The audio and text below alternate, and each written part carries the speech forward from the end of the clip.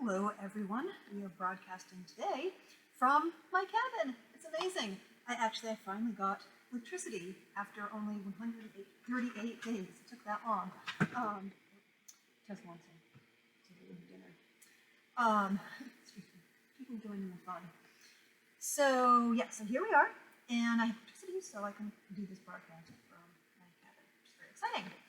Today we are going to be talking about truth and integrity. We're going to start with an Ethiopian story,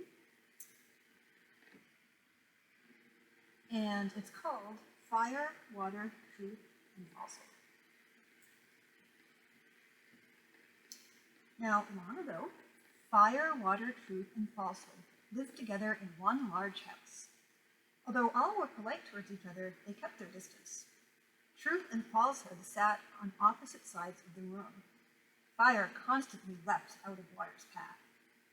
One day, they went hunting together. They found a large number of cattle and began driving them home to their village. "Let us share these cattle equally," said Truth, as they traveled across the grasslands. "This is the fair way to divide our captives." No one disagreed with Truth, except Falsehood. Falsehood wanted more than an equal share, but kept quiet about it for the moment. As the 4 hunters traveled back to the village, Falsehood went secretly to Water and whispered, "You are more powerful than fire. Destroy fire, and then there will be more cattle for each of us." Water listened. He flowed over fire, bubbling and steaming until fire was gone. Water meandered along, cheerfully thinking about more cattle for itself. Falsehood, meanwhile, whispered to Truth, "Look, see for yourself. Water has killed fire. Let us leave Water, who has cruelly destroyed our warm-hearted friends. We must take the cattle high in the mountains to graze." As Truth and Falsehood traveled up to the mountain, Water tried to follow, but the mountain was too steep, and Water could not flow upwards. Water washed down upon itself, splashing and swirling around rocks as it tumbled down the slope. Look and see, Water is still tumbling down the mountainsides to this day. Truth and Falsehood arrived at the mountaintop. Falsehood turned to Truth and said in a loud voice, "I am more powerful than you. You will be my servant. I am your master. All the cattle belong to me." Truth rose up and spoke out, "I will not be your servant." They battled and battled. Finally, they brought the argument to Wind to decide who was master. Wind didn't know. Wind blew all over the world to ask people whether truth or falsehood was more powerful. Some people said, "A single word of falsehood can completely destroy truth." Others insisted, "Like a small candle in the dark, truth can change every situation." Wind finally returned to the mountain and said, "I have seen that falsehood is very powerful, but it can rule only where truth has stopped struggling to be heard." And it has been that way ever since. So what do you think of that story? I really liked it.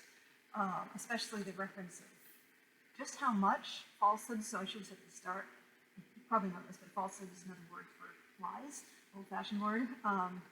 And lies can be really powerful, and people can believe their own lies and get other people to believe them, and that can make them feel powerful if other people believe the lies that someone is telling.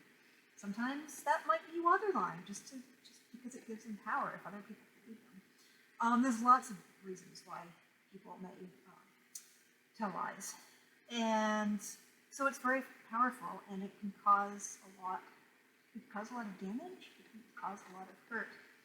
But I love the image that Wind says that, like a small candle, or the people that said that truth was stronger, they said, like a small candle in the dark, truth can change every situation. So, as strong as falsehood is, it can only rule if truth is struggling to be heard. If the candle, that little flicker of the candle of truth, if that's blown out, then falsehood wins. But as long as there's that little bit of truth there, and truth is still struggling to be heard, then falsehood is going out. So I really enjoyed that story myself. And when we're talking about truth and lies, it's not just telling lies or telling the truth. It can also be about how we think, about the actions we take. So we can be truthful in our thoughts. We can be truthful or not in our actions. So if we take action based on something that's not true, then we are acting untruthfully. If we are acting upon the truths, that we know those things that are true deep inside us, if we act upon that, then that's acting truthfully. And that's also a good way to describe integrity, right? So you know the word integrity basically means acting truthfully and morally, and being a moral person. So try to think of someone, maybe a fictional character or someone that you know that you think has integrity. And what is it? What characteristics of them do you think it is that gives them that integrity? So I'm going to read another little clip from a story from Harry Potter, which I'm sure you all know, at least though you might not have all read it. I recommend it to anyone of any age. I have read them myself and very much enjoyed them, especially the first two. Like any series. Maybe don't get quite as good, but wonderful books. And in these books, there is a lot about Harry acting with integrity. And actually, so I'm going to read a little bit from the Prisoner of Azkaban. And in fact, one of the themes of this book is that submitting to authority is not always the moral thing to do. It's not the way to be for the most integrity and be the most honest. So think about, too, if you've read the books, think about, before I get into it, think about times in the various Potter books where Harry acted with integrity. He used his moral compass to determine his course of action instead of just listening to what other people told him to do. He does it a lot, right? So the part of the story I'm going to read you is in The Prisoner of Azkaban, is where the school headmaster, Dumbledore, lays out a situation to Harry but it challenges Harry to figure out what's the right direction to go and how to act with integrity in this situation. And it happens when Sirius, Harry's godfather, among other things, has been charged with all sorts of wrongdoing. But he's innocent of these charges against him. The problem, no one knows that he's innocent and there's no way to prove he's innocent. So making matters worse, the Ministry of Magic is intent upon deepening an already long-standing injustice against Sirius. So Dumbledore explains this to Harry while Sirius awaits his fate. He says, "Listen to me, Harry. It's too late. You understand me?"